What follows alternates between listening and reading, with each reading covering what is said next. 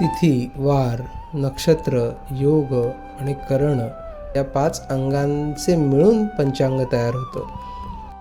भारत हा उत्सवप्रिय देश आहे. भारतामध्ये अनेक उत्सव, व्रत, वैकल्य, सण, वार साजरे केले जातात आणि ही माहिती आपल्याला पंचांगाच्या माध्यमातून कळते. अशा पद्धतीने एक प्रकारे आपल्या आयुष्याचा अविभाज्य भाग असलेलं पंचांग हे मात्र थोडंसं आपल्याला गूढ, अनाकलनीय असं वाटतं. गुढीपाडव्याला गुढीबरोबरच पंचांगाचं पूजन करण्याची ही आपली परंपरा आहे आणि तीही आपण सांभाळतो. पण प्रत्यक्ष पंचांग वाचन, पंचांग कसं पाहायचं हे मात्र आपल्यापैकी अनेकांना येत नाही.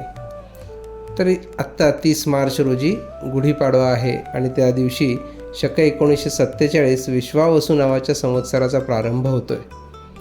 या गुढीपाडव्याच्या निमित्ताने आपण पंचांग नक्की पाहायचं कसं आणि पंचांगात काय माहिती दिलेली असते हे समजून घेण्याचा प्रयत्न करूया.